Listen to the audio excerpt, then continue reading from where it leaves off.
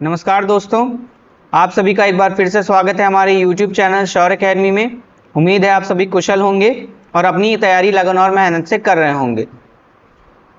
जैसा कि हमने पिछली वीडियो में नंबर सिस्टम से रिलेटेड कुछ कॉन्सेप्ट्स को जाना था और उनसे रिलेटेड कुछ क्वेश्चनों को भी सॉल्व किया था, तो आज के इस वीडियो में भी नंबर सिस्टम पार्ट 2 में हम नंबर सिस्टम से रिलेटेड और भी कॉन्सेप्ट्स को जानेंगे और क्वेश्चनों को सॉल्व करेंगे। तो आइए चलते हैं कॉन्सेप्ट्स की ओर।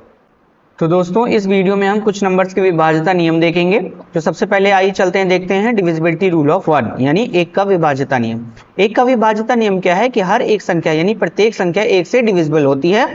ठीक है। दूसरा पॉइंट क्या है, एक के लिए विभाज्यता नियम में कोई शर्त नहीं होती, मतलब कोई शर्त नहीं फॉलो की जाती, कोई शर्त लागू नहीं होती एक के लिए। एक जो है वो हर एक संख्या से विभाजित हो जाएगा, चाहे वो कितनी भी बड़ी हो। ठीक है। और तीसरा पॉइंट क्या हम समझेंगे कि अगर हमारे पास कोई नंबर है, मान लीजिए 3000 है, अगर एक से विभाजित कर रहे हैं, एक से विभाजित कर रहे हैं, तो पूर्णतः हमें उत्तर में वही संख्या हमें मिल जाएगी। ठीक है। तो एक से हम कोई भी नंबर अगर विभाजित कर रहे हैं तो पूर्णतः हमें वही संख्या आंसर में मिल जाएगी। मान लीजिए हम कोई नंबर ले लेते हैं, तो 293 डिवाइड बाय 1, तो हमें आंसर में क्या मिल जाएगा, 293। ठीक है। तो हमें पूर्णतः वही नंबर मिल जाएगा जो कि अगर हम एक से संख्या को विभाजित यानी डिवाइड कर रहे हैं। ठीक है। तो इसी प्रकार से हमें ध्यान रखने की एक में कोई ज़रूरत नहीं है। अगर हम किसी संख्या को एक से विभाजित कर रहे हैं तो हमारा पूर्णतः वही संख्या उत्तर में आ जाएगी। ठीक है। तो आइए चलते हैं नेक्स्ट डिविजिबिलिटी रूल की तरफ। डिविजिबिलिटी रूल ऑफ 2 यानी दो का विभाज्यता नियम। दो का विभाज्यता नियम क्या होता है कि मान लीजिए हमारे पास कोई संख्या है, तो उस संख्या का अंतिम अंक, जो अंतिम अंक होना चाहिए वो क्या होना चाहिए, सम यानी इवन नंबर होना चाहिए। इवन नंबर कौन कौन से होते हैं, 0, 2, 4, 6, 8 यानी 0, 2, 4, 6, 8 हमारे सम संख्याएं होती हैं। तो उसका अंतिम अंक यानी इकाई अंक, इकाई अंक क्या होना चाहिए, इवन होना चाहिए। ठीक है। तो उदाहरण के लिए हमने दो नंबर लिया है, मान लीजिए हमारे पास 506 है, तो हम इसका इकाई अंक देखेंगे, या इकाई अंक हमारा सम है। अगर हमारा इकाई अंक सम है तो ये पूरा का पूरा नंबर हमारा 2 से विभाजित हो जाएगा। ठीक है। तो आइए करके भी देख लेते हैं। अगर मैं 506 को 2 से विभाजित करता हूं तो हमारा क्या आंसर आ जाएगा, 253। हमारा 253 इसका आंसर आ जाएगा, है ना। तो यानी जो 506 है वो आसानी से 2 से विभाजित हो जाती है। दूसरा नंबर ले लीजिए, मान लीजिए 312। तो 312 हम ये देखेंगे कि जो इकाई अंक है यानी अंतिम अंक है वो क्या है, सम है। अगर यह सम है तो 312 भी हमारा 2 से विभाजित हो जाएगा। एक विषम संख्या वाला एग्जाम्पल ले लीजिए। विषम संख्या वाला एग्जाम्पल मान लीजिए 333 यानी 333। तो हम ये देखेंगे, हमें क्या देखना है, डिविजिबिलिटी रूल ऑफ 2 को अगर हम ध्यान रखेंगे तो हमें ये देखना है कि जो अंतिम अंक यानी यूनिट डिजिट है, इकाई अंक है, वो क्या होना चाहिए, हमारा इवन नंबर होना चाहिए, ना कि ऑड। तो इस वाले संख्या में, इस वाली पूरी संख्या में, इस वाले पूरे नंबर में 3 एक ऑड नंबर है, तो ये हमारी जो नंबर है वो हमारा 2 से डिविजिबल नहीं होगा। ठीक है। तो 2 से डिविजिबिलिटी रूल, 2 का डिविजिबिलिटी रूल हमें ध्यान रखने की यही जरूरत है कि अंतिम अंक यानी यूनिट डिजिट क्या होनी चाहिए, इवन नंबर होने चाहिए, यानी सम संख्या होनी चाहिए। ठीक है। तो चलते हैं नेक्स्ट डिविजिबिलिटी रूल की ओर। तो दोस्तों, 3 का विभाज्यता नियम हमसे यह कहता है कि अगर हमारे पास जो संख्या दी हुई है, अगर हम उसका योग कर दें यानी सम कर दें, और उसके बाद अगर वह प्राप्त संख्या यानी जो हमारा रिजल्ट आएगा, जो हमारे पास जो संख्या आएगी उसका एडिशन करने के बाद यानी प्लस करने के बाद वो हमारा 3 से विभाजित होना चाहिए, है ना। अगर वह 3 से विभाजित हो जाएगा तो हमारी पूरी की पूरी संख्या 3 से विभाजित हो जाएगी। तो आइए देखते हैं, सबसे पहला नंबर है 309। तो हम सबसे पहले क्या करेंगे, 309 की हर एक संख्या को योग कर देंगे यानी सम कर देंगे, उनको ऐड कर देंगे, और ऐड करने के बाद हमारे पास नंबर क्या आ गया, 12 यानी 12। और हम 12 को 3 से चेक कर लेंगे कि हमारा नंबर आसानी से कट जा रहा है कि नहीं कट जा रहा। अगर यह कट जा रहा है यानी डिवाइड हो पा रहा है आसानी से, तो हमारी पूरी की पूरी संख्या क्या हो जाएगी, 3 से विभाजित हो जाएगी। तो 3 का विभाज्यता नियम, हमें यह ध्यान रखना है 3 के विभाज्यता नियम में कि हम पूरी की पूरी संख्या क्या करेंगे, ऐड करेंगे यानी सम करेंगे, और उसके बाद यह चेक करेंगे कि जो हमारा रिजल्ट नंबर है जो हमारा प्राप्त संख्या है वो हमारी 3 से विभाजित है कि नहीं। एक और संख्या है हमारे पास 903678। ठीक है, तो हम सबसे पहले क्या करेंगे, हर एक संख्या को प्लस कर देंगे। इसका रिजल्ट क्या आ जाएगा 33, और 33 को चेक करेंगे कि 3 से विभाजित है कि नहीं। 3 से आसानी से ये डिवाइड हो जाएगी और आंसर क्या आ जाएगा 11। तो इसका क्या मतलब है कि ये पूरी की पूरी संख्या 3 से डिविजिबल हो जाएगी। ठीक है, तो 3 का विभाज्यता नियम हमें क्या ध्यान रखने की जरूरत है कि हमारी पूरी की पूरी संख्या हम पहले योग करेंगे और फिर उसके बाद हम चेक करेंगे कि जो हमारा योग आ रहा है वो 3 से विभाजित हो रहा है कि नहीं। अगर विभाजित हो रहा है तो वह पूरी की पूरी संख्या 3 से विभाजित हो जाएगी, अगर नहीं हो रही तो हमारी 3 से विभाजित नहीं होगी। ठीक है, तो आइए चलते हैं नेक्स्ट डिविजिबिलिटी रूल की ओर। तो दोस्तों नेक्स्ट देखते हैं divisibility rule of 4। If the last 2 digit of the number are divisible by 4 then that number is multiple of 4 and is divisible by 4 completely. इसका क्या मतलब हुआ कि यदि कोई संख्या के अंतिम 2 अंक 4 से विभाजित हैं तो वह संख्या 4 का गुणज है और 4 से पूर्णतः विभाजित है। ठीक है, तो इसका क्या मतलब हुआ कि मान लीजिए हमारे पास कोई संख्या है, तो हम यह चेक करेंगे कि जो आखिरी 2 संख्या हैं यानी अंतिम 2 संख्या हैं वो 4 से अगर विभाजित हैं, वह अगर 4 से विभाजित है तो हमारी पूरी की पूरी संख्या क्या हो जाएगी 4 से विभाजित हो जाएगी। ठीक है, तो आइए देख लेते हैं इसको भी करके। यह आ जाएगा, ठीक है, 5 जा 20 और फिर उसके बाद आ जाएगा 30, तो 4 7 जा 28। ठीक है, और फिर 2 और 4 7 जा 28 फिर से, तो 577 इसका आंसर आ जाएगा। तो इसका क्या मतलब है कि 2308 आसानी से डिवाइड हो गई। ठीक है, 4 से। तो हम कैसे चेक करेंगे कि आखिरी की जो 2 संख्या है, अगर हमारी आखिरी की 2 संख्या 4 से डिविजिबल है यानी 4 से आसानी से इनका भाग चला जा रहा है यानी डिविजिबल हो जा रहा है, तो हमारी पूरी की पूरी संख्या क्या हो जाएगी डिविजिबल बाय 4 हो जाएगी। ठीक है, एक और उदाहरण ले लेते हैं। ये हमारी दी गई संख्या क्या है 5 1 2 5 4 2 4। तो हम क्या देखेंगे अंतिम की 2 संख्या, अगर अंतिम की 2 संख्या हमारी क्या हो जाएगी 4 से विभाजित हो जाएंगी तो हमारी आसानी से पूरा का पूरा नंबर यानी पूरी की पूरी संख्याएं क्या हो जाएंगी विभाजित हो जाएंगे 4 से। ठीक है, तो 4 का डिविजिबिलिटी रूल यानी 4 का विभाज्यता नियम, हमें इसमें क्या ध्यान रखने की जरूरत है कि हम आखिरी के 2 अंक चेक करेंगे। अगर ये 2 अंक आसानी से विभाजित हो जाते हैं 4 से तो हमारी सारी की सारी संख्याएं यानी पूर्ण संख्या हमारी 4 से विभाजित हो जाएगी। ठीक है, तो आइए चलते हैं नेक्स्ट डिविजिबिलिटी रूल की ओर।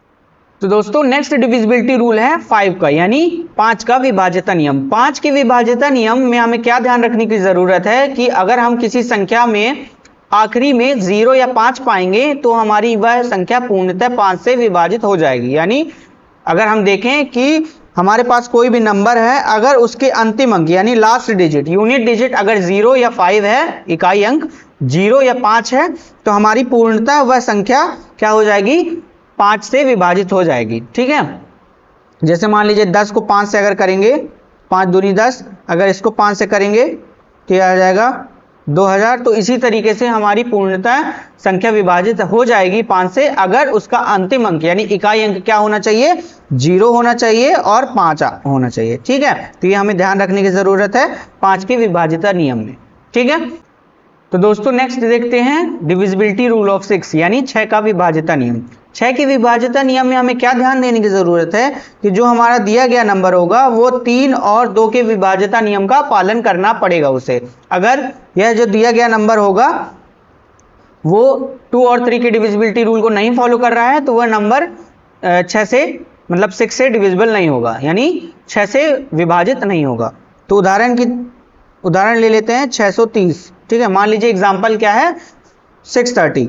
ठीक है, तो अगर हम 2 की बात करें तो हमारी जो अंतिम अंक यानी लास्ट डिजिट है वो क्या होना चाहिए सम संख्या होना चाहिए। यानी ये जो दिया गया नंबर है वो 2 के विभाज्यता नियम का पालन कर रहा है। और अगर हम 3 की बात करें तो हम पूरी संख्याओं को क्या कर दें जोड़ दें और दिया गया जो अंक है जो मिला हुआ अंक है जो प्राप्त अंक है वो हम अगर 3 से आसानी से विभाजित हो जा रहा है तो वह संख्या भी हमारी 3 से विभाजित हो जाएगी।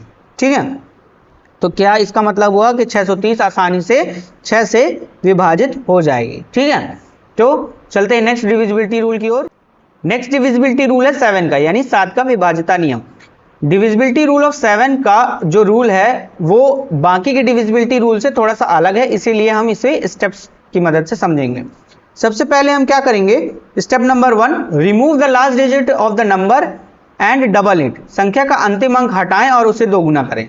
ठीक है। दूसरा स्टेप क्या है, subtract from the remaining number, शेष संख्या से घटाएं। तीसरा क्या है, इज द नंबर 0 और रिकॉग्नाइजेबल 2 डिजिट मल्टीपल ऑफ 7। क्या संख्या 0 या पहचानने योग्य 2 अंकीय 7 का गुणज है? यदि है तो डिविजिबल बाय 7 हो जाएगी, अगर नहीं है तो हम फिर से उसे प्रोसेस को एक बार और रिपीट करेंगे। ठीक है। तो अगर लास्ट में अगर वो जो नंबर है हमारा अगर 7 से नहीं विभाजित है तो हमारी जो प्राप्त संख्या है वो हमारी डिविजिबिलिटी रूल ऑफ 7 नहीं फॉलो करेगी, यानी वह नियम का पालन नहीं करेगी 7 के। ठीक है। तो कुछ उदाहरण की मदद से हम इसे समझते हैं। तो आइए चेक करते हैं 9996 डिविजिबल बाय 7 है कि नहीं। ठीक है। सबसे पहला रूल क्या है कि हम जो संख्या है उसे लास्ट डिजिट को हटाएं और उसे डबल करें। अगर मैं 6 को डबल करता हूं तो मेरे जो नंबर है वो क्या हो जाएगी, 12 आ जाएगी। ठीक है। फिर उसके बाद जो बची हुई संख्या जो रिमेनिंग डिजिट है वो हमारी 999 है, तो इसे हम क्या कर दें, माइनस कर दें 12 से। ठीक है। तो माइनस करते हैं तो इसका आ जाएगा 987।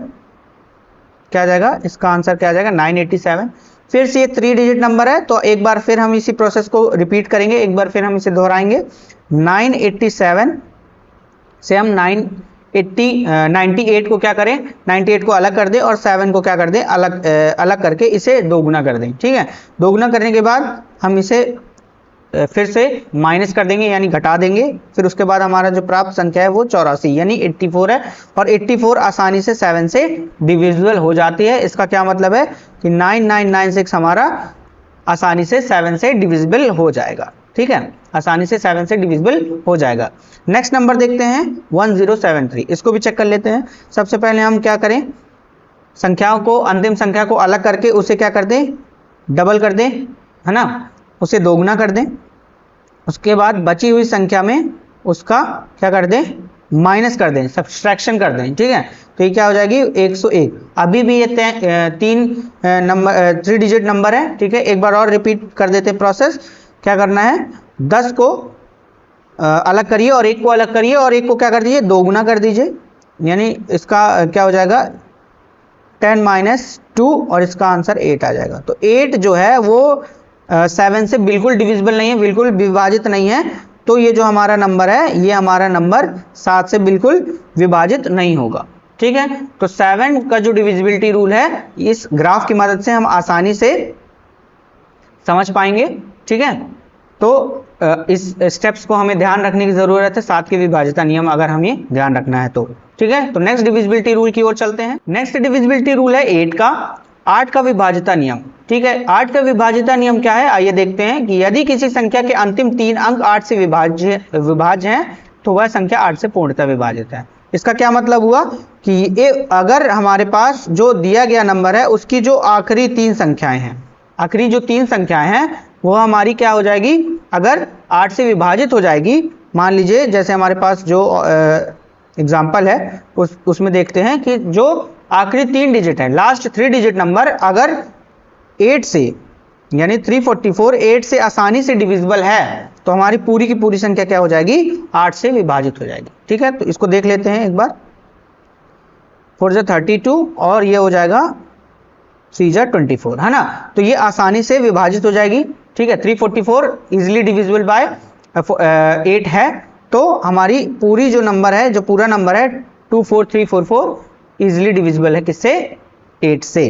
ठीक है। तो 8 में हमें क्या ध्यान रखने की जरूरत है कि जो आखिरी 3 अंक है वो हमारे 8 से विभाजित होने चाहिए। अगर विभाजित है आखिरी 3 अंक तो हमारा पूरा का पूरा नंबर 8 के विभाज्यता नियम का पालन करेगा। अगर नहीं है तो 8 से वह नंबर डिविजिबल नहीं होगा, यानी विभाजित नहीं होगा। ठीक है। तो अब चलते हैं नेक्स्ट डिविजिबिलिटी रूल की ओर। तो दोस्तों नेक्स्ट देखते हैं हम डिविजिबिलिटी रूल ऑफ 9 यानी 9 का विभाज्यता नियम। 9 का विभाज्यता नियम 3 के विभाज्यता नियम से के समान होता है। और इसका क्या मतलब है, 3 का विभाज्यता नियम हमसे क्या कहता था कि हम सभी संख्याओं का योग यानी सभी संख्याओं को ऐड कर दें यानी प्लस कर दें, और उसके बाद अगर जितनी भी संख्या उनका योग जो है वो अगर 3 से विभाजित हो जाता है तो हमारे पूरी की पूरी संख्या क्या हो जाएगी, 3 से विभाजित हो जाएगी। तो इसी तरीके से 9 का जो विभाज्यता नियम है वह भी सेम रूल फॉलो करता है कि हम पूरी की पूरी संख्या क्या करें, जोड़ दें और फिर उसके बाद चेक करें कि 9 से यह विभाजित है कि नहीं। ठीक है, तो इसका क्या आ जाएगा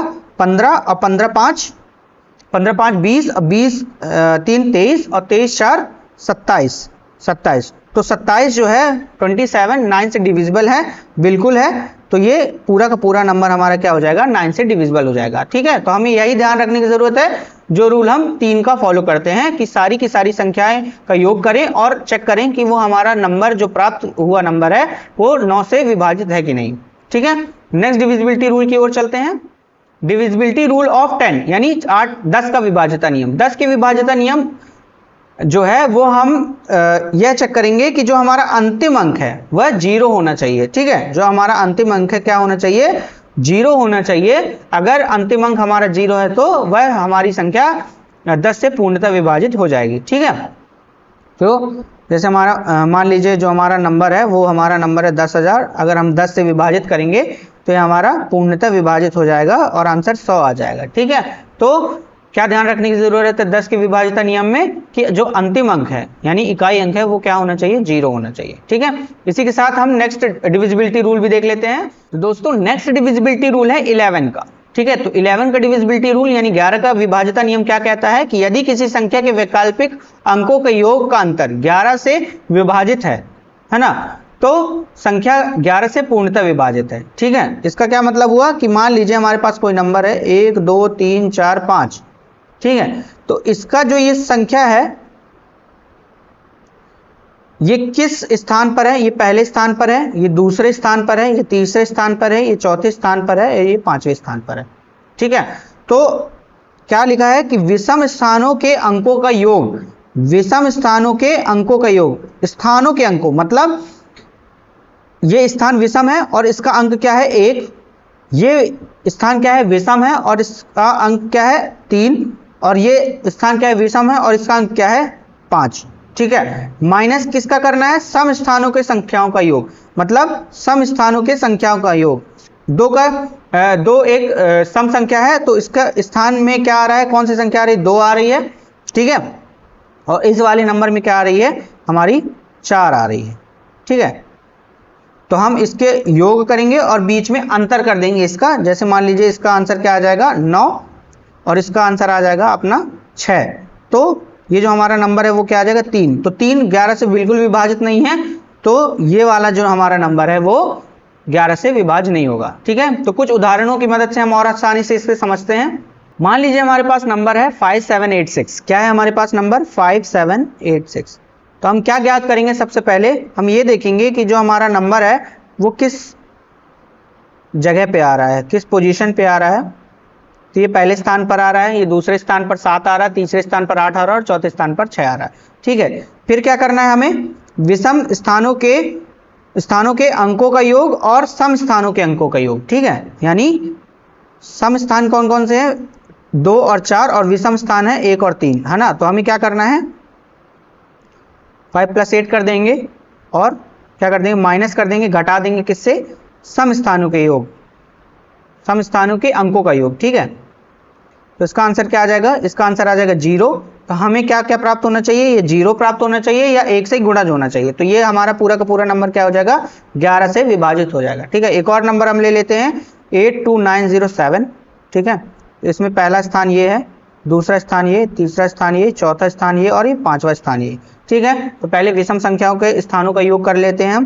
तो 8 + 9 + 7। ठीक है, और सम संख्याओं के स्थानों का योग क्या हो जाएगा 2 + 0। ठीक है, तो ये कितना आ जाएगा अपना 24 आ जाएगा ये, और 24 से 2 घटा देंगे तो 22, और 22 क्या है हमारा आसानी से 11 से विभाजित हो जाएगा। तो ये पूरा नंबर हमारा क्या हो जाएगा, हमारा 11 से विभाज्य हो जाएगा। ठीक है, तो हमें क्या ध्यान रखने की जरूरत है कि हम विषम स्थानों की संख्याओं का योग करें और किससे घटा दें, सम स्थानों की संख्याओं का योग। अगर 0 आता है या 11 से डिविजिबल है यानी 11 से विभाजित है तो हमारा पूरी की पूरी संख्या क्या हो जाएगी, 11 से विभाज्य हो जाएगी। ठीक है, तो आइए चलते हैं नेक्स्ट डिविजिबिलिटी रूल की ओर। तो दोस्तों नेक्स्ट डिविजिबिलिटी रूल है 12 का, यानी 12 का विभाज्यता नियम।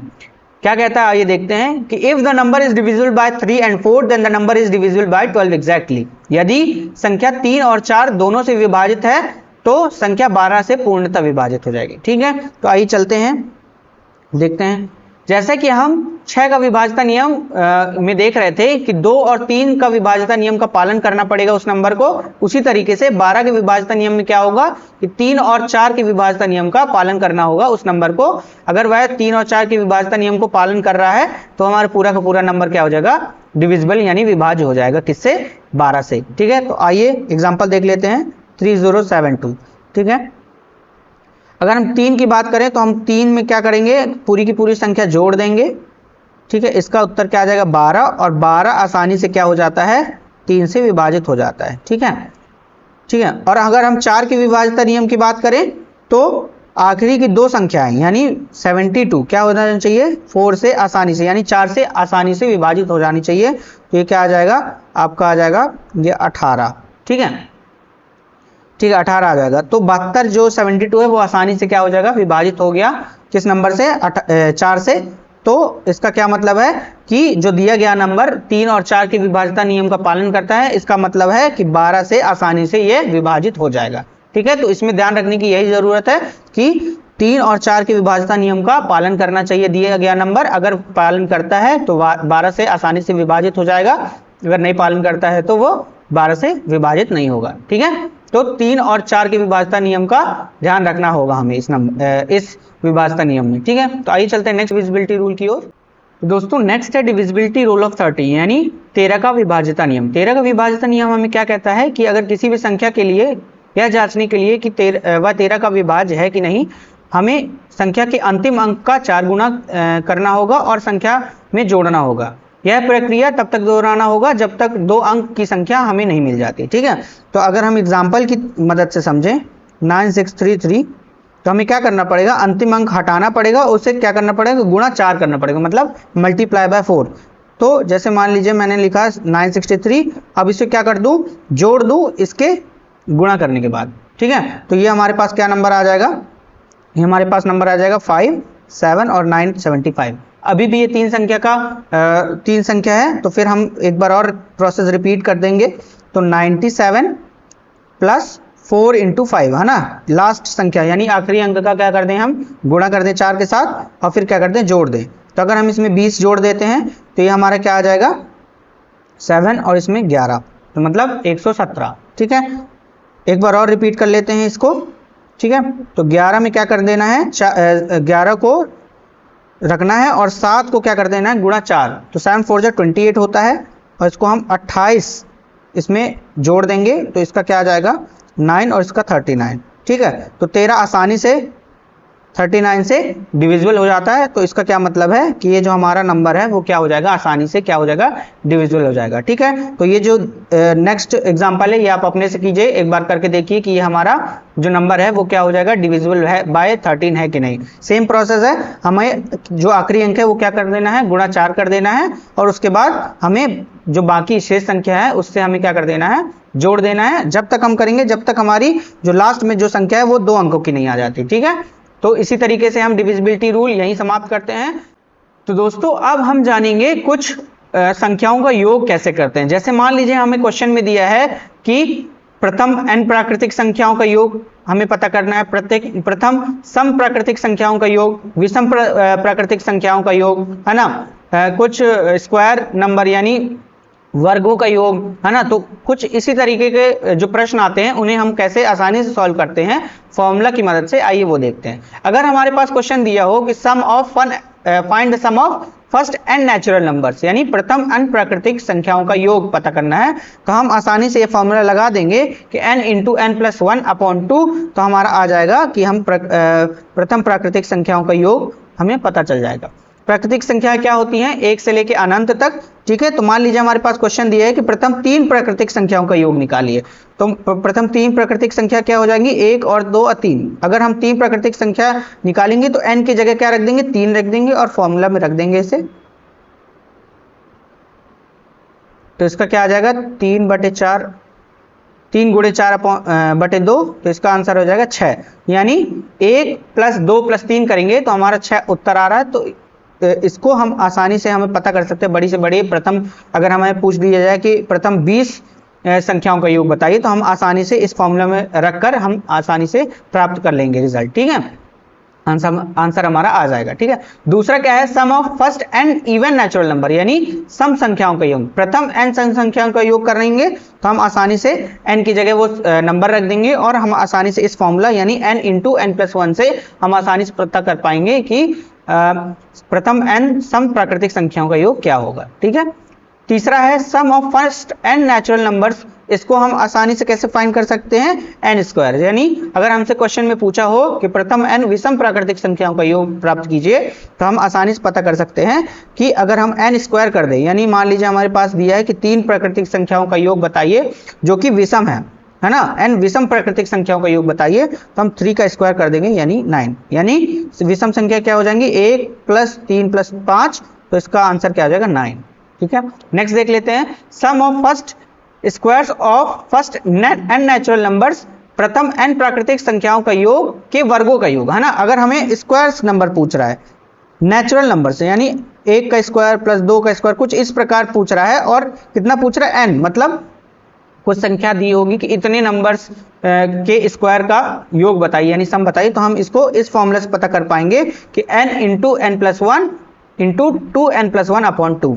ठीक है, लास्ट देखते हैं, sum of the cubes of first n natural numbers, प्रथम एन प्राकृतिक संख्याओं के घनों का योग, यानी अगर हमें पूछा है कि एन प्राकृतिक संख्याओं के घनों का योग यानी क्यूब का योग, यानी जैसे 1 क्यूब + 2 क्यूब, और कहाँ तक पूछ रहा है, एन तक पूछ रहा है, मतलब लगभग 20 या 30 जो भी पूछ रहा है, एन की जगह हम वो वैल्यू पुट कर देंगे। मान लीजिए हमारा 4 आ रहा है, तो हम एन की जगह क्या कर देंगे, 4 4 + 1 और फिर उसका क्या कर देंगे, /2 और पूरा का स्क्वायर कर देंगे, तो हमारा उत्तर आ जाएगा। ठीक है, तो कुछ इसी प्रकार से हम कुछ संख्याओं के योग का आसानी से पता लगा सकते हैं फॉर्मूला की मदद से। ठीक है, तो दोस्तों अगर आपको यह वीडियो इंफॉर्मेशनल और अच्छी लगी हो तो आप इस वीडियो को लाइक करिए, दोस्तों को शेयर करिए और चैनल को सब्सक्राइब करिए। धन्यवाद।